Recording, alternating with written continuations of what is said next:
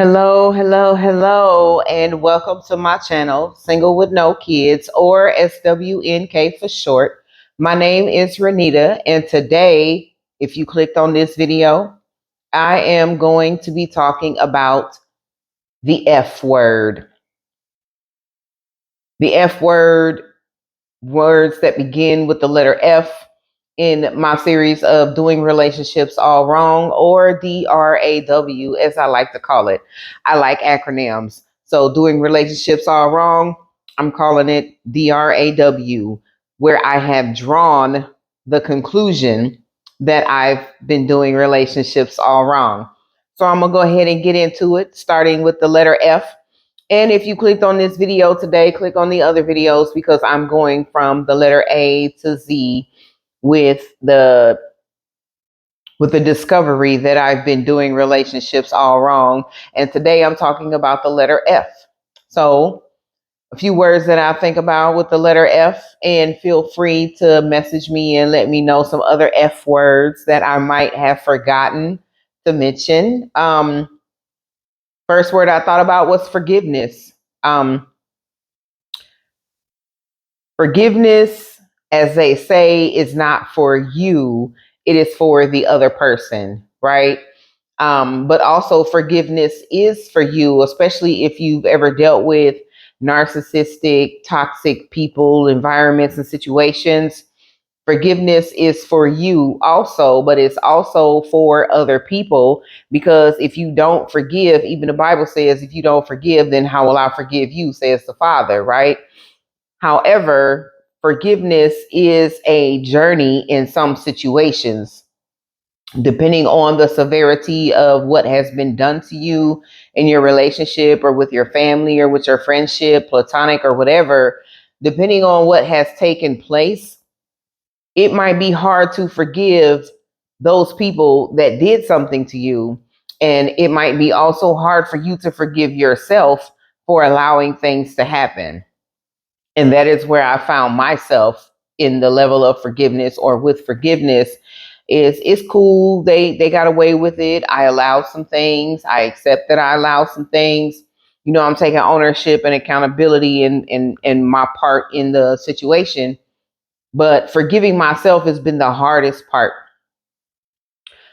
Forgiving those that have mistreated me. The Bible says to pray for them that spitefully misuse you, and you do that. But sometimes, okay, you praying for somebody for forgiveness and forgive them, Father, for they know not what they do, and things of that nature. But then you find yourself at a stopping point when you are trying to forgive you.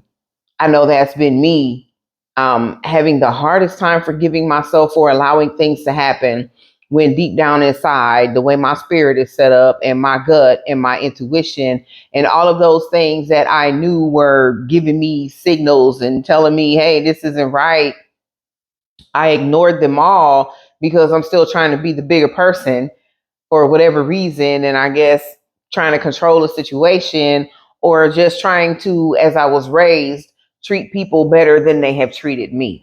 That was something that my mom always told me, was to treat people better than they treat you.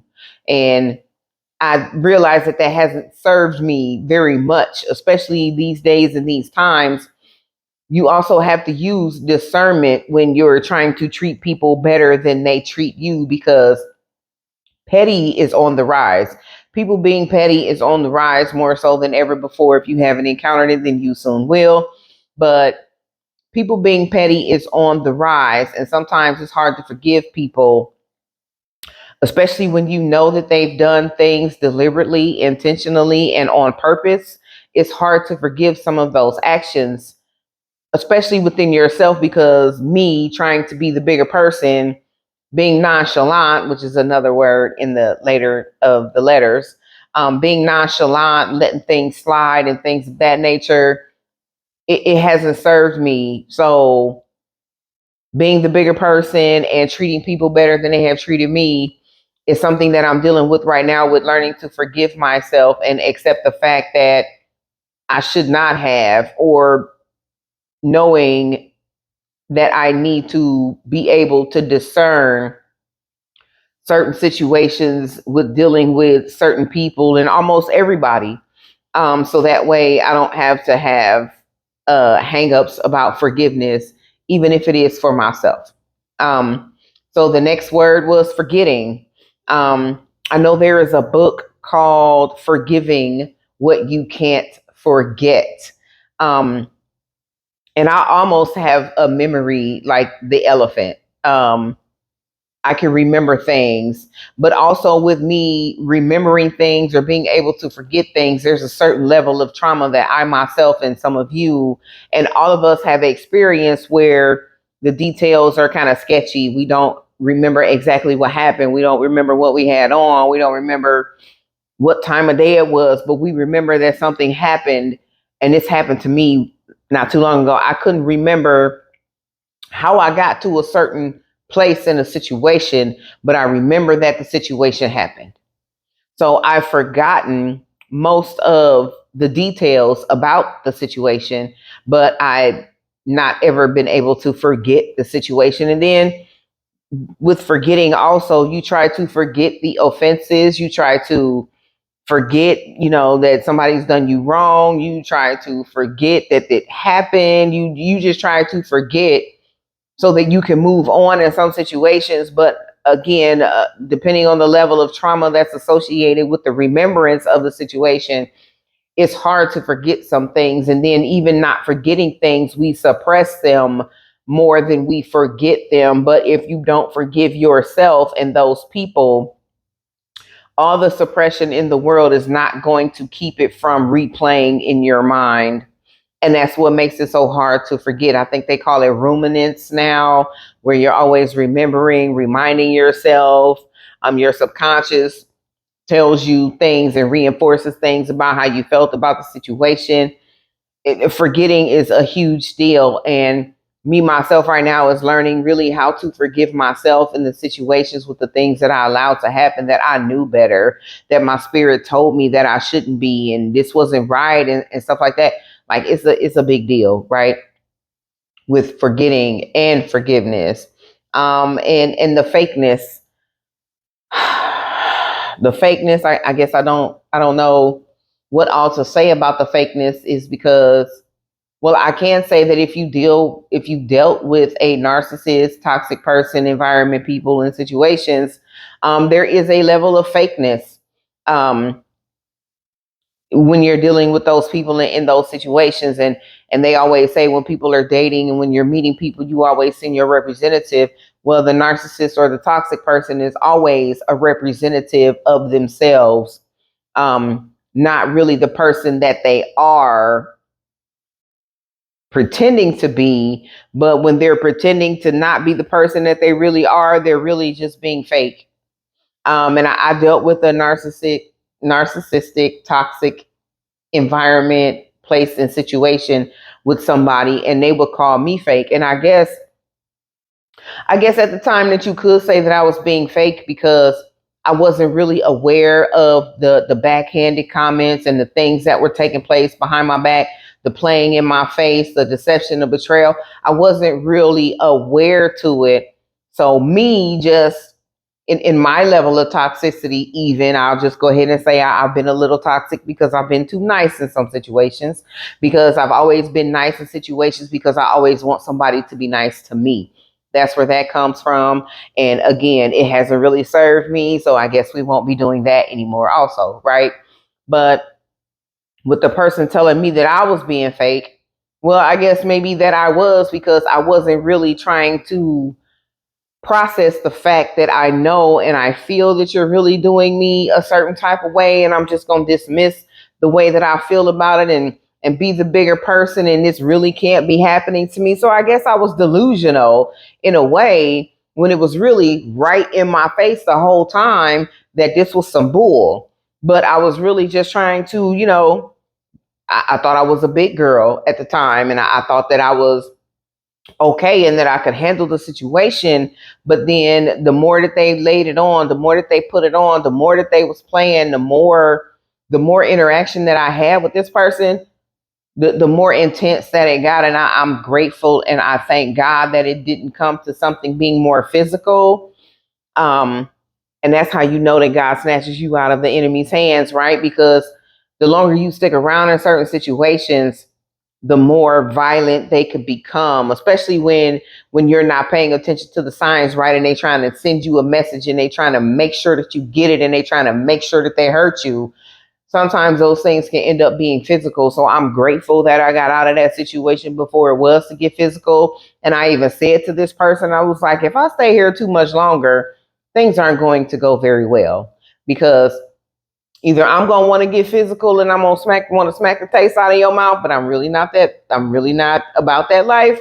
Or you're going to want to get physical, trying to shake me and get me to think about it, or somebody's going to be mad, especially when there's third parties and triangulation and they trying to compare you and make you jealous, and they're still seeing other people. They're being community, but they want you to be exclusive. Like, it's a whole thing, and it's just unnecessary. And those people in those times, they do things deliberately, intentionally, and on purpose, right?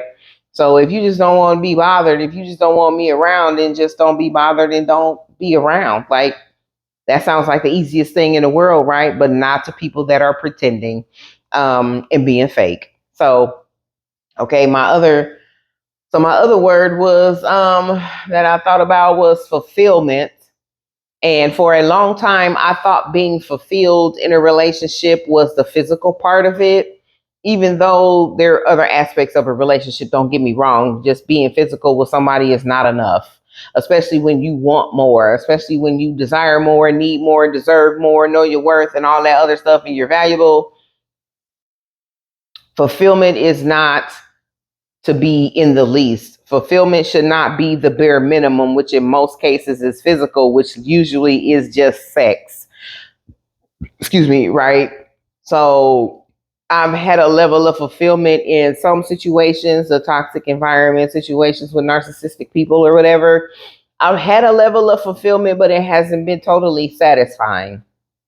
Or the satisfaction and the fulfillment is temporary, because when you're dealing with narcissistic, toxic people, environments, and situations and people, um, it's short lived. And you might be on a high with those people when it feels good. They gaslighting you, they future faking you, and all these other things.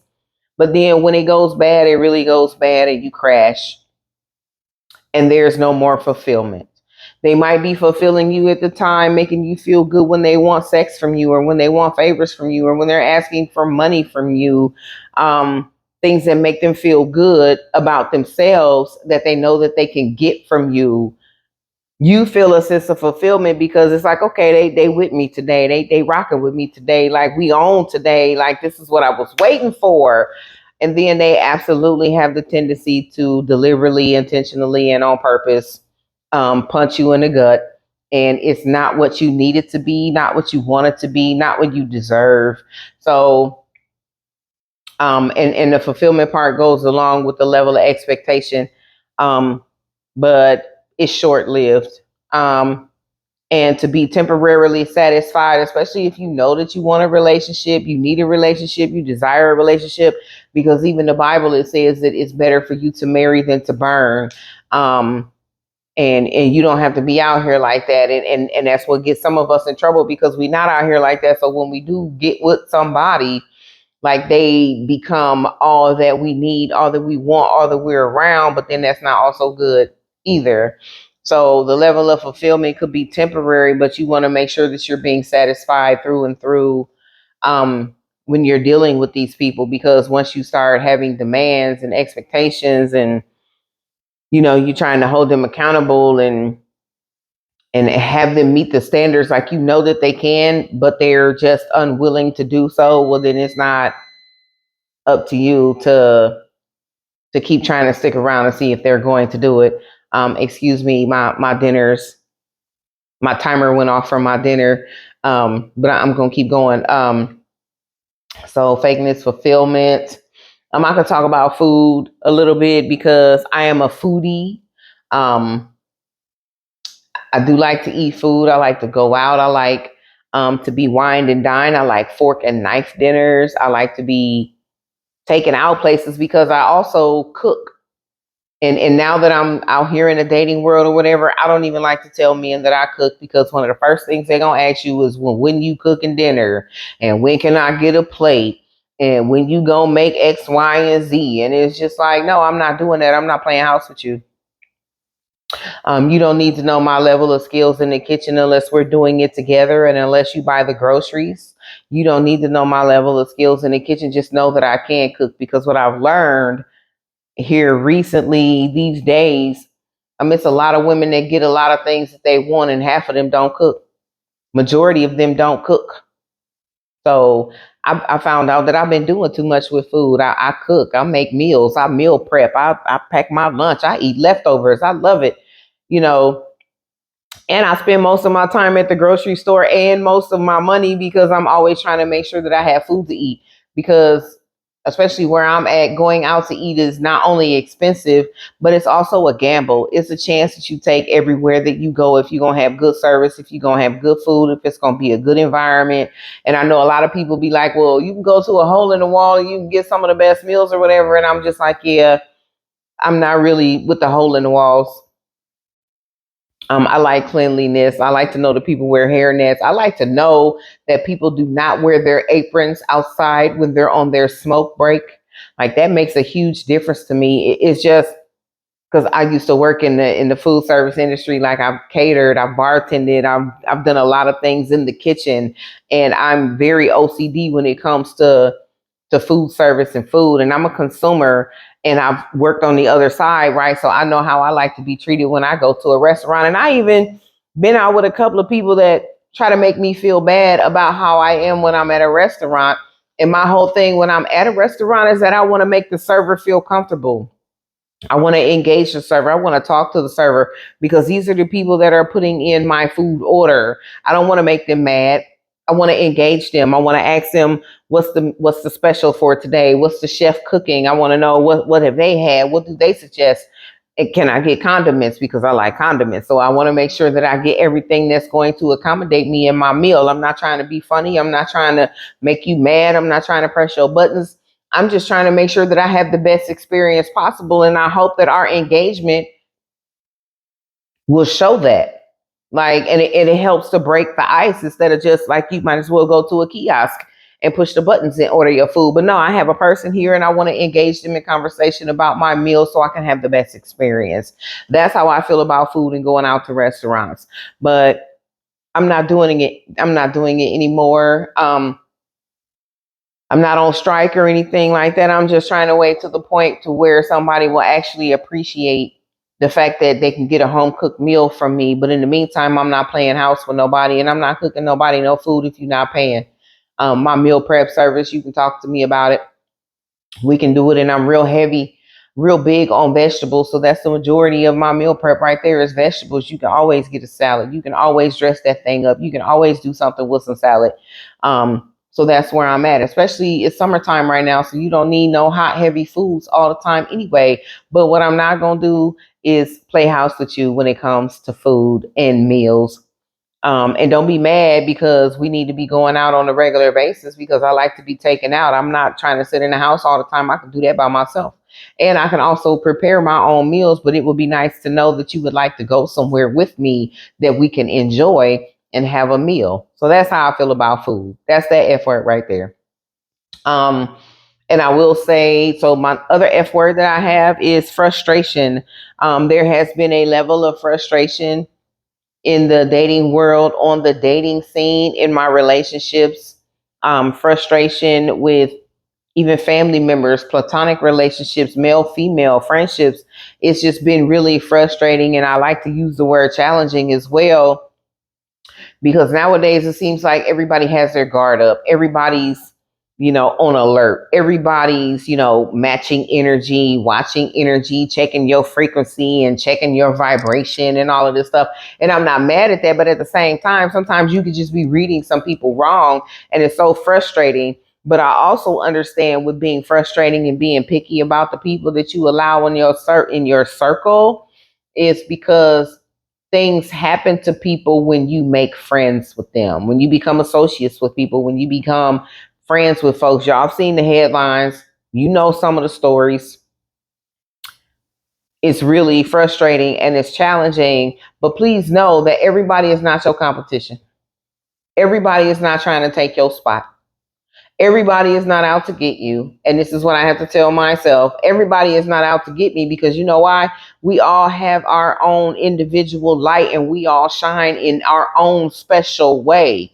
So the way that I get down, how I dress, the way that my hair is set up, how I do my fingernails, the way I rock my clothes, we're totally different.